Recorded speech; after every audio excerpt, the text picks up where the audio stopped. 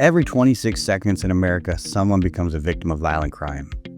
By the time you're done listening to this teaser, a dozen more people will have been attacked. Last year alone, over 6 million were victims of violent crime. That number's hard to imagine. That's just in the United States. But think about this. Commercial airlines, 36,000 planes in a single year crash. Every person lost. That's 6 million people. That's the scale of victimization. And into that world, we're sending our kids. 1 in 5 women will be sexually assaulted during college. Crazy enough, 1 in 16 men too. 24,000 college students attempt suicide every year. More than a dozen don't survive. On top of that, half of all college students drink every single month. Nearly a third of them binge drink. So I have to ask you, is your child ready? Are they ready to go out there, ready to go to college? Are they ready to walk home from a library at night and take care of themselves? Are they ready to notice who's sitting behind them on the bus or on the train? Are they ready to sense when a party is turning dangerous and leave before it's too late? That's called situational awareness. The ability to see what's happening around you, recognize danger before it strikes, and make smart decisions in the moment. But here's the truth. Most kids don't have it. Schools teach them how to pass tests, not how to stay safe in real life. And it's not just about safety, it's about character. It's about finding the right friends when they go off to school. Jordan Peterson put it best: choose friends who want the best for you. Because in college, the crowd your child falls into can shape their future way more than a GPA ever will. That's what this podcast is all about. We're called Marker Prep. We're here to help parents and kids build real-world skills, teaching them how to be aware, prepared, and willing to handle the challenges. So stick with me, because your kids deserve more than just education. They deserve to be prepared for life. Steve, how old are your kids? I've arranged 9, 12, 18, 22, and 25. And do you think your kids are ready to go out to college? No, Are they ready? Are they prepared? No, my daughter, she's 22 years old, and she's been out of the house for a while. She's been at school, but she recently moved into an apartment with one of her girlfriends. So you have 2 young girls, right, living together. And it's not like it's in a sketchy part of town, but I could tell you, Robert, like, it freaks me out, especially with what's going on out there in the world. Yeah, I feel for you. I know kids in high school are not prepared. They're not taught what to do when they get out of school. They go to school. I think one of the most interesting things I saw recently is my son was in his academics. There's 560 kids in his high school, and 380 of the kids got these ropes that they put on their collars for academic honors or some kind of event that they did. I mean, our schools aren't teaching kids how to prepare for real world. They're teaching them copy and paste, and then it's the everybody gets a trophy generation. Yeah, and I So mean, and what's interesting is I remember when you came to my office not too long ago, and I think it's the same day there's a shooting in Jefferson County, and that's where my daughter and son go to school. And I was just thinking, like, wow, even like, so I told you I'm paranoid about my 22-year-old. I'm paranoid about everybody, right? All my kids, but especially like the younger kids, like preparing them for what's to come. Like, here's my daughter, 12 years old. Here's my son, 9 years old. I don't think they're naive enough where if somebody pulled up in a car and said, hey, come get in, little kid, I got a candy bar for you.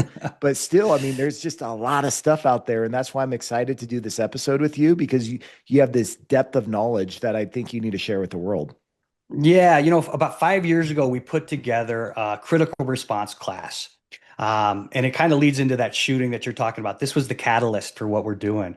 One of our students there is named Mari. She was in Florida State this April when they had a shooting there.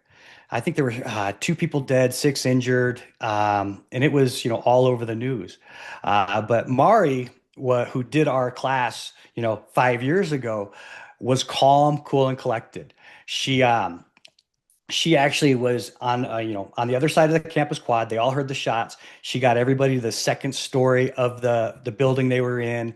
They closed down the doors on the bottom. They got to the second floor and they actually opened up the elevators. They put tables in the elevators and all this. Kids were going chaotic all over the place. And this girl Mari, she was like, man, I was prepared. A lot of people don't realize it. A lot of stuff we talk about is common sense.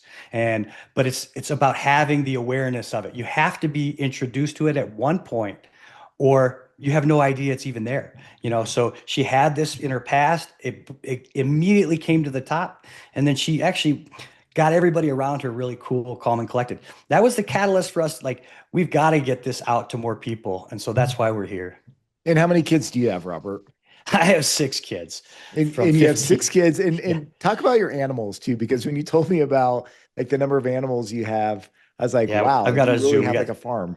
Yeah, right now I've got 4 dogs because I have three. My son's other dog is staying with us. So we have 4 dogs, a chicken, I think a turtle, 2 cats. Yeah, we've got a zoo at our house. Okay, so you have 6 kids, you have all these animals, you run one of the top schools, jiu-jitsu schools in Colorado. You're a busy guy. So why all of a sudden did you decide to start this new business, this new venture, this podcast to, educate people about situational awareness? Because it's a gap that's missing in the schools. The kids aren't ready to go from high school to college. They get to college and then they fail. They have these problems. I don't know if you saw recently. I think it was in Washington D.C. A girl was walking down a path at 5:50 in the morning. She was ran up behind, choked from behind, phone falls everywhere. She ends up punching the guy and getting away. But that kind of thing. It's that close. And this is happening all the time on these schools. And I think, if we tell these kids and these young adults what they can and can't do and how to prepare for these things, it'll really help them. There's tools that we're going to be sharing with people. And once you have tools, then you're prepared. Our motto is aware, prepared, and willing. We're here to make the kids aware, make people aware of what's going on, know your surroundings. We're here to prepare you. Once you're aware of something, now, I have to I have to figure out what I have to do and I have to be prepared for the situation.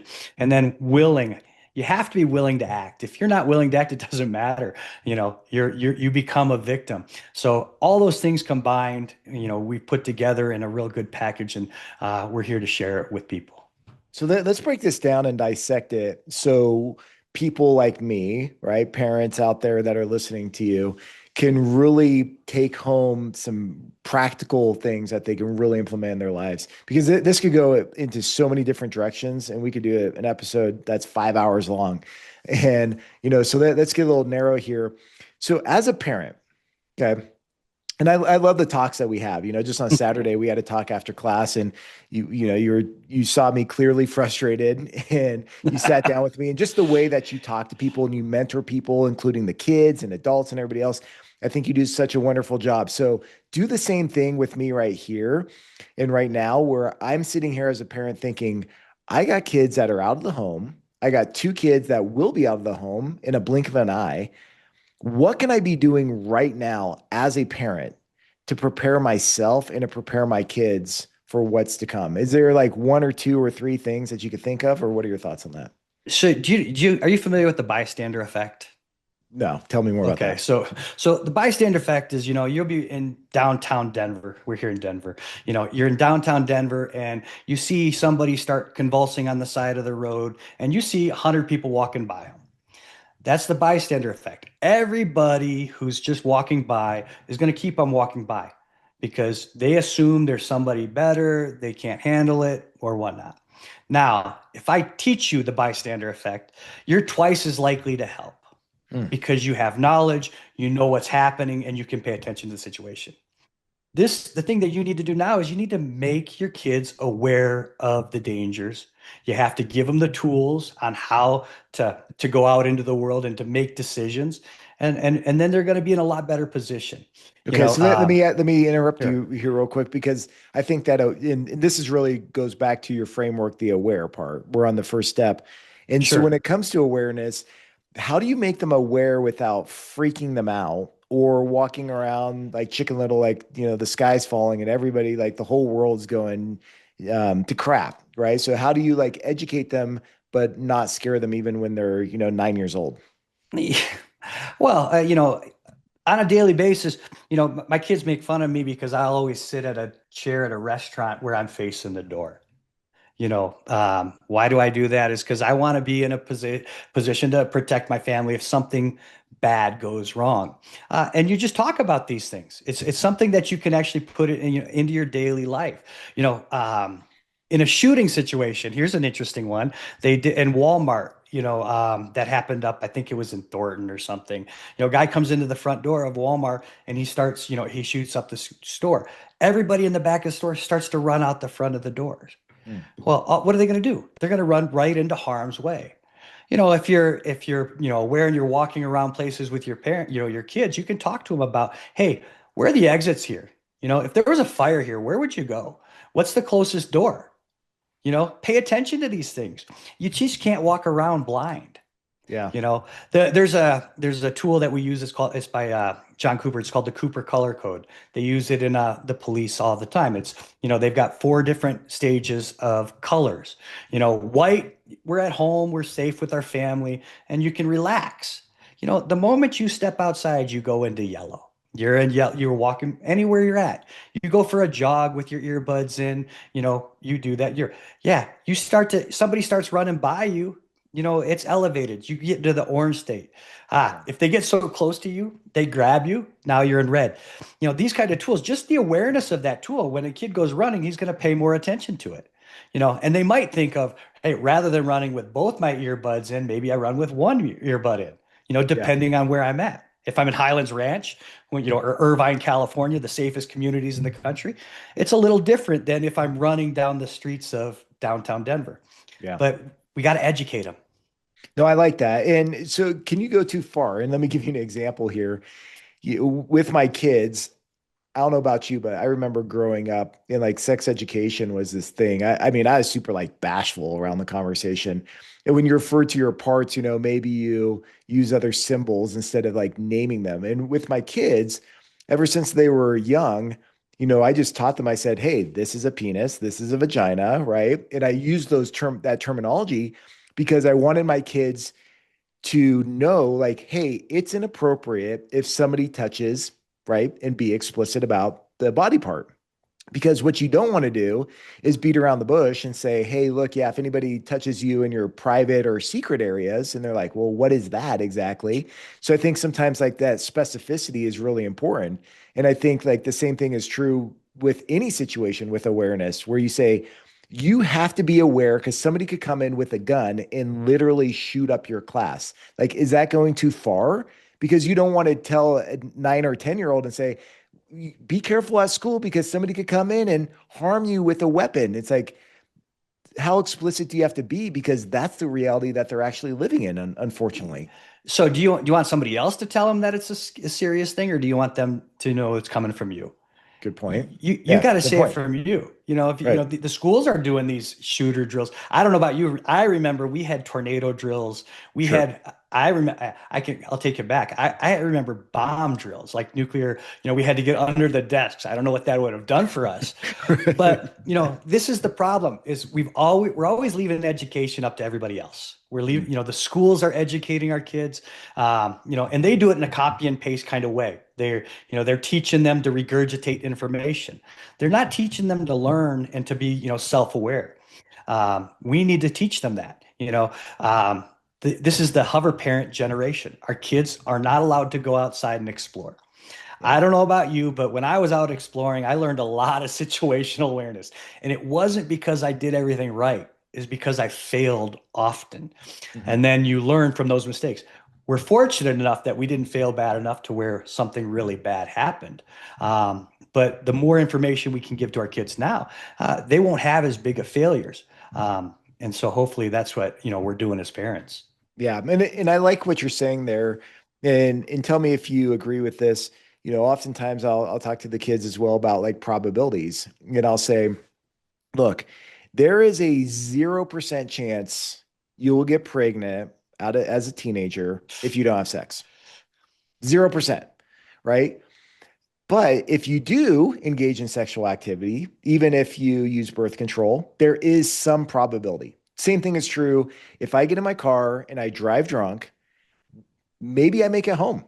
Okay, cool. I got away with it this time. But there is some type of probability that I could get a DUI or I could kill somebody, God forbid, right? But there's a 0% probability that would ever happen if I don't drink and drive, right? So I Sure. think every time we go out into the world, sure, the probability that something like this may happen to us, like you're going to get stabbed in the back of the neck walking down the street, or there's going to be a school shooting, or you're going to be assaulted at a party, whatever it may be, the probability may be the probability is there, right? The probability Sure. is there. So is that what you're saying with awareness? Is like you don't want to go around paranoid, but you also have to go around with your eyes open, thinking something like this could happen by putting myself in this situation. Yeah, a lot of times people that become victims, I believe, I don't want to say, they create it themselves, but often they do based on their choices. Yeah. Example of that is if you have bad friends, the probability of you getting into trouble is going to be much higher. Mhm. Part of our program is going to be about character development.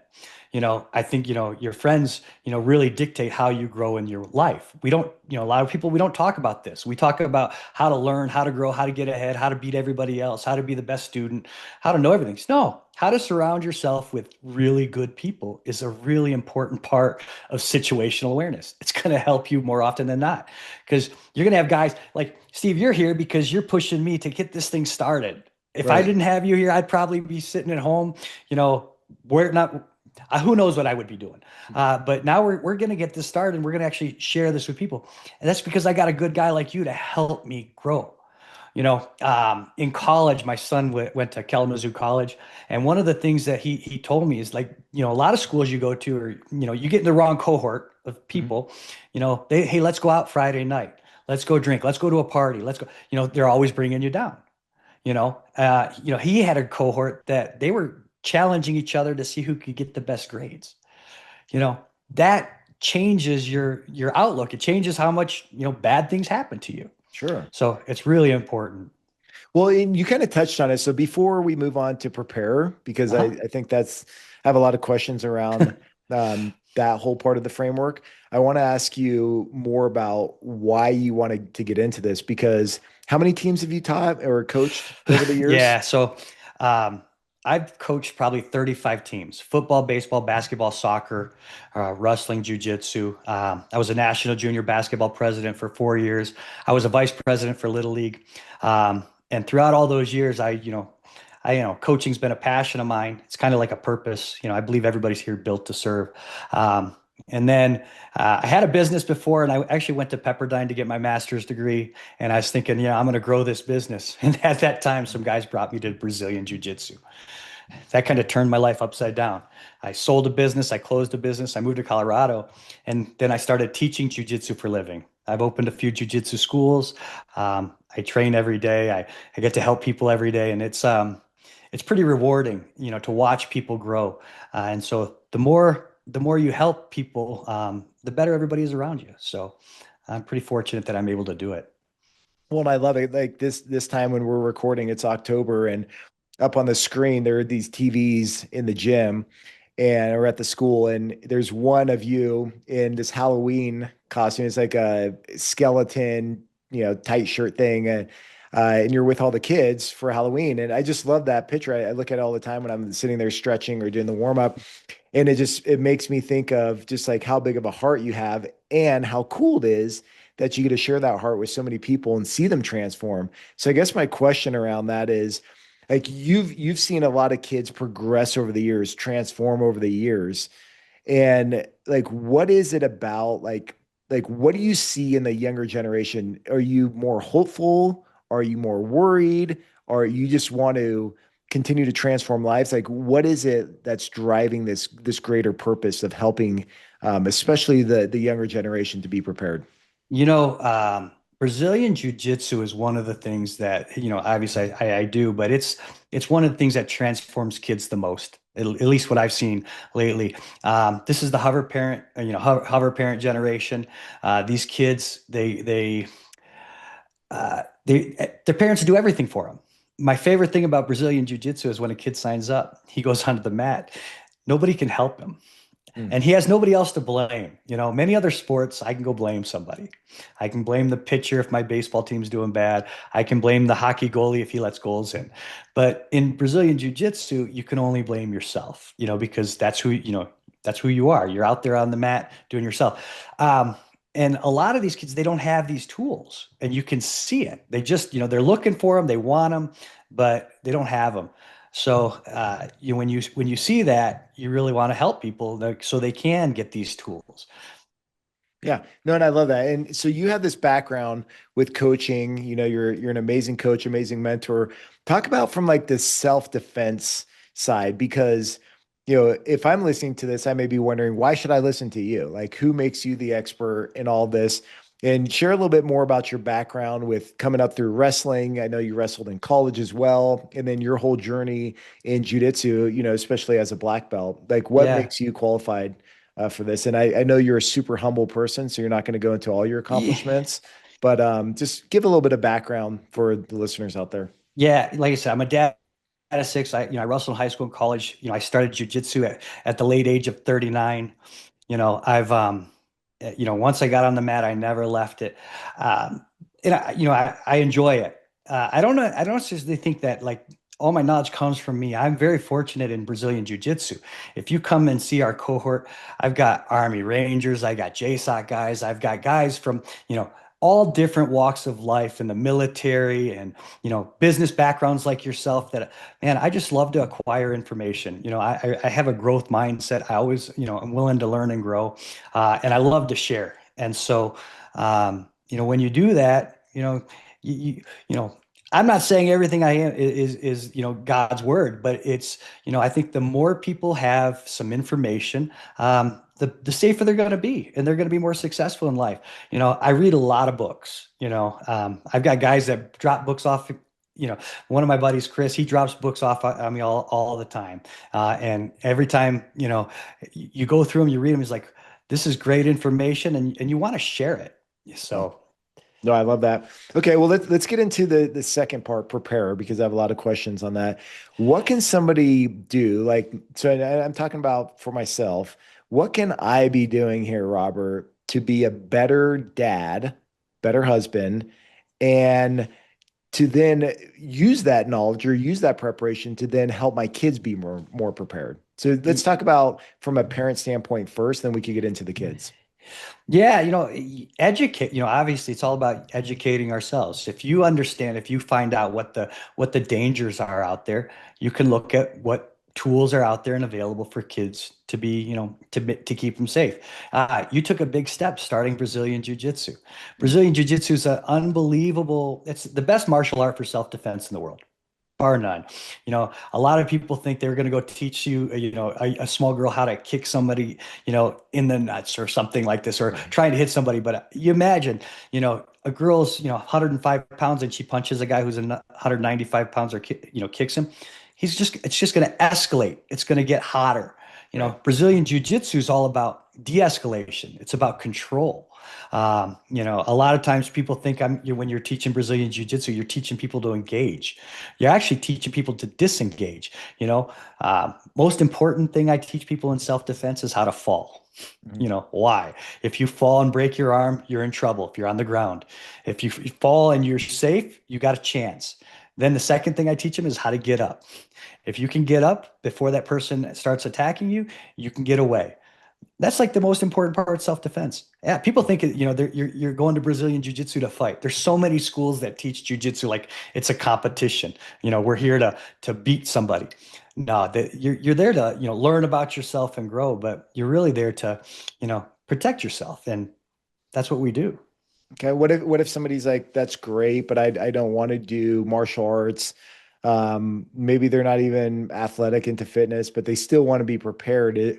Are there things intellectually or like other things that they could be doing to be prepared as parents?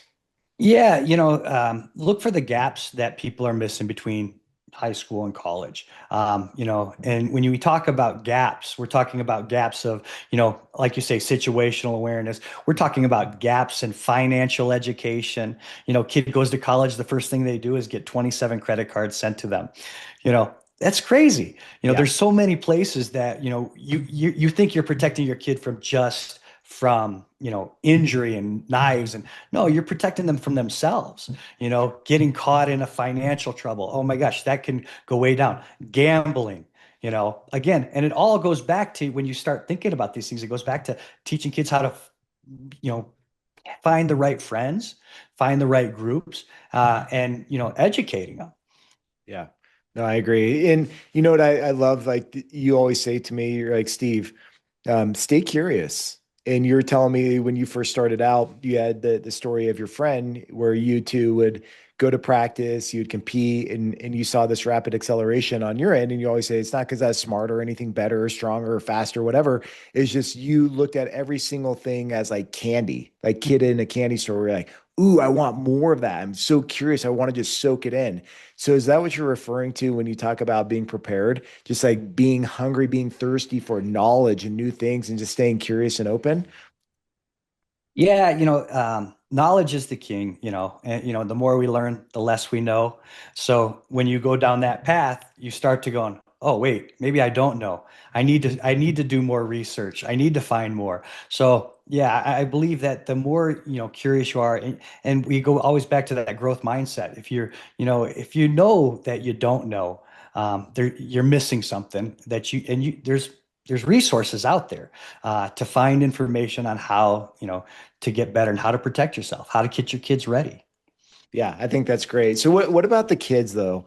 So let's just say it's the last year for a parent. Their kid's about to go off to college here next summer. And they're starting to think, wow, the clock is really ticking here. I need to start preparing because maybe I didn't do a good job preparing my kid up to this point.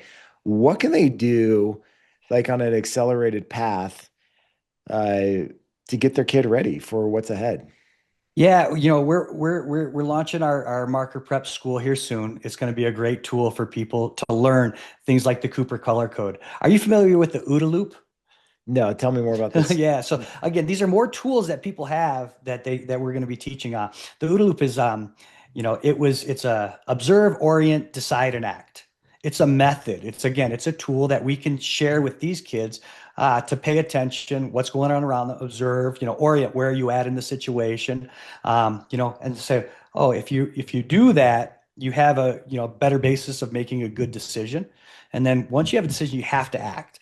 If Yeah. you don't act, you become a victim. And the more tools we give these kids, the more they're gonna, they can repeat and go through it, and then they can make better decisions when they get off to college.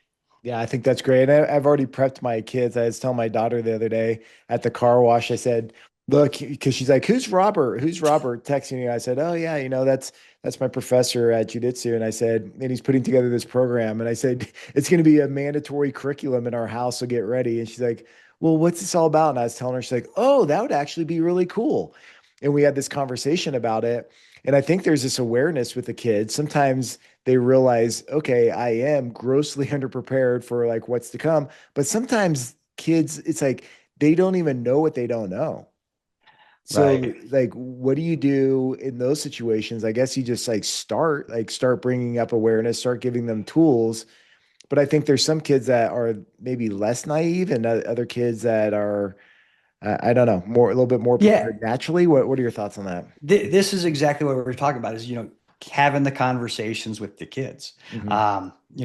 It's funny because one of our classes is going to be about digital awareness and well-being, getting the email scams and all that. Now, I don't know about you, but I've been really close to falling for them because some of them are really, really good. Sure. And so, but if you don't talk about them, you have no idea. You just kind of go through it, and then you get caught under your email, and you're just moving through it, and you see something and you click on it.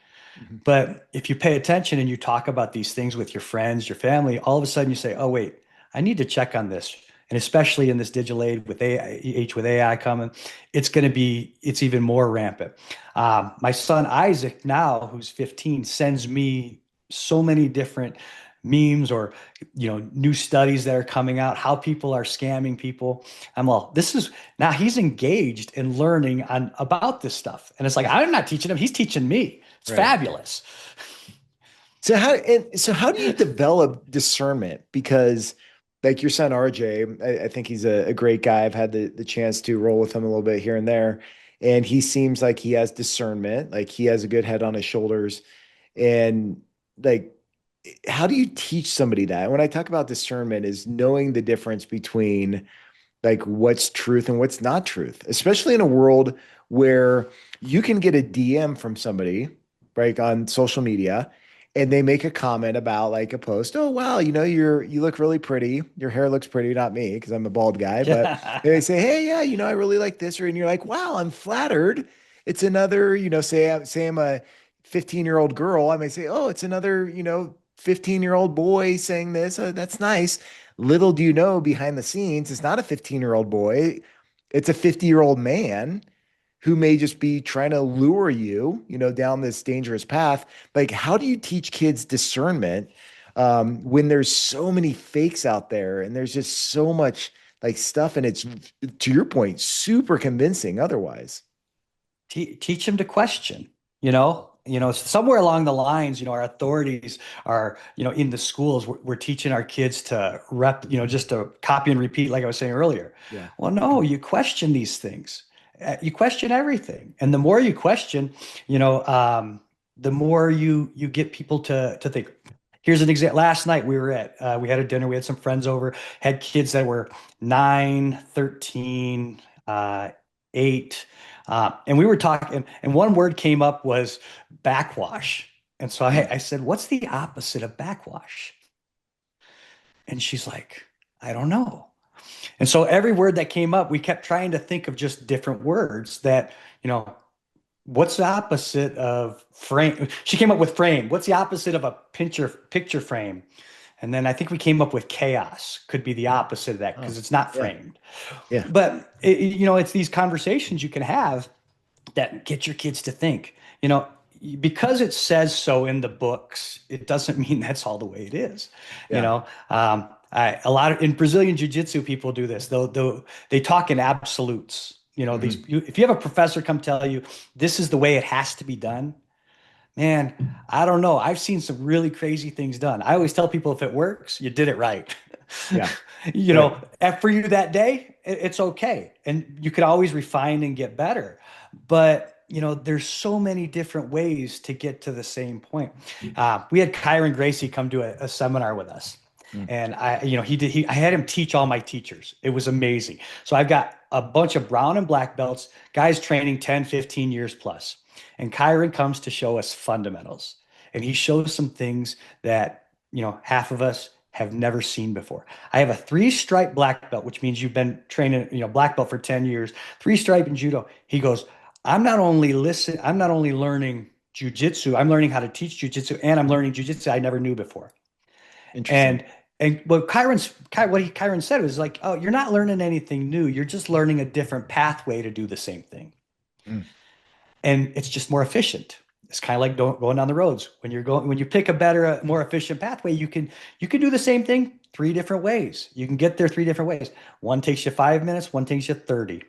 Yeah. So, but if you teach your kids to think that way, that it's not, end all be all. If somebody, says it's word, they start to question. And that's like my son Isaac, I'll talk to him about these things and then he'll go like, wait a minute, no, that doesn't make sense. And I'm like, okay, maybe it doesn't. And then again, I get 4 more texts from him saying, well, this defied that. And I'm like, okay, maybe I was wrong. Right. Right. So No, I like that. I like that kind of thinking. And I think also with being prepared, it's being able to see a little bit ahead. And it doesn't mean you're going to have like a crystal ball and know exactly what's going to happen. But I know for me, maybe I'm a little crazy, but I always try to talk to my kids about this concept of just look like a few steps ahead. So for example, let's say we're going to go skiing one day and we know that it's going to be a 3-hour drive up to the mountains and we leave at 11 o'clock and we don't eat anything. Well, guess what? We're going to get there at 2. Everybody's going to be hangry. It's going to be a miserable time, da da da, right? And you can start seeing through, like see what's ahead, so you can start preparing, to your point, and planning. So it doesn't mean that you're going to know how everything goes down, but when you talk about, okay, I'm going to go into a restaurant, I'm going to like face the door just so I can be a little bit prepared if something happens, and you just kind of think through things a little bit more, then I think it will help you. Same thing like when you kick things off at the beginning about like the school shooting. Okay, if this happens, what would I do to protect myself and to protect others? And so it's allowing kids or enabling kids to think forward a few steps. What are your thoughts on that? And how do you practice that in your life? So I think what you should probably take that to and talk to yourself about that in jujitsu. I think it'd help you. Yeah, probably. Exactly. Well, that's what it is. That's what Yeah. jujitsu is. It's playing chess, right? Hmm. You're going ahead. But you can do this in so many aspects of your life. Sure. Daily preparation. People talk about it in business, making a daily, a daily checklist. Okay. And then you're forecasting your week. You're planning your week. And then you're putting goals to your week and then your month. And then you set out goals that you're going to go for in the year. It's just you can do this on everyday situations. Where are Yeah. you going? Just like you said, what's going on? What am I doing tomorrow? You know, we were talking about that with the kids. The kids, they're always last minute. Like they that sense of time. Hey, you clean up your room before we leave, and then we're Yep. getting ready to leave, and nobody cleans up their room. It's like why? It's because they just didn't foresee that they had a problem coming. Well, the Sure. problem is I don't take them with me, and then they're like, well, why does that happen? It's because you didn't do what you were supposed to do. Right. And so the more you do these things, and this leads to the thing that I think people miss. These hover parents miss is like they let their kids go every time, and they protect them. Yeah. They don't let them fail. Oh, I can't tell you. I coach so many kids, and I remember my son. My son had some baseball friends that were on my team, and there's intelligence, they're smart, there's hardworking and such. And these kids, he told my son RJ told me one of these kids he got all A's in high school throughout all of high school, and I'm like, as a person that coached a kid, I'm like, that's not possible. It's like, how do you get? There's just he couldn't have done it without a lot of help along the way. But it also tells me that the value of what the grades aren't the same anymore. So Mhm. somebody along the way is helping them not fail, which is a huge failure for parents. Kids when they struggle, we can't do the work for them. Yeah. They have to fail. And if you don't fail, you don't learn. It's the quickest way we talk about it. The quickest way to grow in jujitsu is fail. But it's the same thing in life. Now, as parents, we can protect them to a point where we're guiding their failures. But in school, grades are grades. If you protect them from doing their work for them, you're doing them a great disservice. You might help them into college, but then when they get to college, they fail there because they couldn't Yeah. do it in the first place. So Exactly. It's like the kid who is restricted. They never get cookies or soft drinks at home, and then they go to college and they just like bulk up because they're like, it's a free for all. I've never had this before. Okay, so we talked about being aware, we talked about being prepared. Let's talk about being willing. What does that mean to you? So, willing is being able to take the responsibility to act. And this is one of those things that a lot of people miss is like, we try to, and again, the hover parents, they take responsibility away from the kids. So if the kid doesn't fail, he didn't fail because you protected him, you took the responsibility of their failure away from them. Mm. So then later in life, they're going to miss on, taking responsibility. They walk away from it. They don't want to be a part of it. And so, when you're willing to act, you're taking responsibility, right or wrong, but at least you can. It's really important. If you're not willing to act, you become the victim or you become a bystander, which, both can be pretty bad. Yeah, no, and I like that. And I like what you said about, taking the responsibility because I agree with you. If you remove the consequence, like the kids will never learn. And I think it is a huge disservice. I mean, it's a huge disservice. I mean, it's the same thing. Like if you are enabling somebody has a drug addiction and you're just constantly feeding them money or you're not doing anything, to prevent it because you don't want to feel like a bad parent or you're worried about this. And guess what? They die or end up in jail. That's going to be terrible because you enable that. And so like I have a buddy, his name's Steven, and he runs an addiction recovery center out in California. And he's constantly harping on this, where like the worst thing you could do as a parent or as a loved one is enable. And whether it's with drugs or whether it's with alcohol or whether it's with other types of behavior, even if it's not like severe, even if it's just a little kid, if you take away that consequence, if you take that responsibility on yourself and you take that away from your kid, they never learn. And then the behavior keeps repeating and repeating, and you take away the opportunity for them to grow and transform. Yeah. The same thing about the everybody gets a trophy generation. Yeah. The thing Yep. you take away from kids when you do this is confidence. Mm. Because the kid, he doesn't fail, he doesn't overcome, he doesn't build confidence, and he's always at that same level. You watch kids in jujitsu come when they start to get beat. They start as the white belt with no stripes, and they come in and they get smash, smash, smash, and then eventually get 3 or 4 stripes on their belt, and all of a sudden they beat somebody. All of a sudden you see a kid go from this to this, like shoulders, heads down, to looking in you in the eye. 1 month on the mat, I see a kid go from he won't talk to you straight in the face to lifting up his eyes. Jordan Peterson has a great book, 12 Rules for Life. I give it to every one of my kids before they're 18. But, he's got one of them where he says, stand up straight with your shoulders back. Just your posture creates a different thing, in people. You teach kids about posture when they go off to college, people, the guys look for victims. They look for body, they look for posture, how they're walking away, how they're standing, all of that. They can spot a victim from a distance just by changing the way they stand is going to make them safer. You can't think, it seems kind of crazy, but it's real because those guys that are going to do that, they're going to find somebody who is not confident, who has no self-esteem, who's, kind of closed off, won't look anybody in the eye. They become victims. Yeah. But as parents, we can teach kids that. And Yeah, and I agree. And I like all this because when it comes to accountability, when it comes to responsibility, I think it's our responsibility as parents to empower these kids, right? Empower these kids with these opportunities to learn, to grow, to fail, like you were mentioning earlier. And I think it's good for them to go out there and try different things, to fail, to learn, to improve, and make these adjustments in their life. And without it, yeah, they are just victims. And I want to touch on like that whole victim mentality too, because I think it's easy to fall into the trap of like, well, Robert, that's just the way it is. That's just the way the world is. And you and I both know people that say, well, look, it's the Republicans, they're in charge. Oh, it's the Democrats, they're in charge. It's the economy, it's my boss, it's this new law, it's the blah, blah, blah, blah, blah. Like you could blame everything. Oh, it's the weather. But I think like until we start taking responsibility for our own lives, like we're not willing. Like we're not willing to change. We're not willing to make improvements, and we're sitting ducks. yeah, choices, I always say, if you don't make a decision, oftentimes they get made for you. Yeah. So you have a choice. When something bad happens, you have a choice how to respond to it.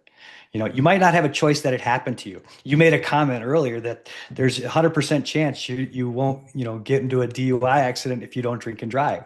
Right. It's not quite true because somebody else on the road might hit you. And True. if they're That's drinking and true. driving, you have no choice. Fair. And so, Yep. but how do you respond to it is how, in anything, how do you respond? You respond, by having tools and the ability to make good choices. And so, that's what we're doing. All of these things in our marker prep is going to be about how to build good character, how to be, educated, how to have a growth mindset, how to get all these tools to help you make good decisions and, so you can grow I always tell my kids right now, this is like the most opportune time for kids. With all the stuff that's going on in the world, politics, AI, and everything. There's going to be two sides eventually. There's going to be haves and have-nots. You can be on the side where you're going to blame everybody for your problems, or you're going to be on the side that takes, responsibility. The ones that take responsibility are going to grow, and they're going to be ahead. And that's kind of how I talk to my kids in reality. I don't, we try not to sugarcoat it and, hey, you can be anything you want. Yeah, you can, but not quite. There's limitations for all of us. Sure. Well, and I want to touch on one last thing. We could Sure. wrap up on this. You just said something, and I think you're absolutely right. You could be doing all this. You could be aware. You could be prepared. You could be willing. And guess what? Sometimes bad crap happens to good people. I mean, that's just life. But I think then what you followed up with saying, giving them the tools to bounce back, to be resilient. I mean, I think that's really the key because look, you may be a victim of a violent crime and you may be doing everything that you should be doing. It just, that's what happens. But being able to bounce back from that, I think is super critical. And like you said, it's just the simple tools that these people can learn, simple tools that can change a life, can save a life, can transform a life. Yeah, it goes back to this. You can start this early, let your kids fail at a young age and let them overcome those obstacles themselves. Let them grow from them. And they'll do it enough times that, when they get to college and they have something bad happen, they figure it out. They might not even call you. They might handle it. That's what the goal is, to make these kids self-sufficient. So, hey, my kids, I've heard some things that they've told me later. I have a 29-year-old, and he's like, man, they made it through. They didn't call me to take care of it. They figured it out. They move on and they grow from it. But the more we protect these kids from failures, this is again, I don't know the statistics on it, but with all these suicides and stuff in high school and colleges, I'm a big believer that it's because these kids never failed before in their life. Yeah. And then all of a sudden they're 17 years old and they had a breakup and they think the world's over. Right. It's like they didn't build any thick skin. And so that's what we're doing. We're going to help these kids become aware, prepared, and willing. And we're going to help them, build some thick skin and kind of grow in their mindset and help them, succeed in their college careers. Yeah, I love your purpose behind this. And I think you're going to do an incredible job. And I'm so excited that we're able to do this episode together because the world like literally needs to hear this and they need to share this with everybody that they know because it is such a critical topic. So thank you for having me on your show. Yeah, no, thank you. Like I said, I've actually we call it episode 1. This is just kind of the idea that we're bringing to everybody. Our first episode, we're actually going to bring on Mari and talk about how she went through that shooting in Florida State and, give people these tools and keep this stuff going. So thank you for taking all the time. Really appreciate it.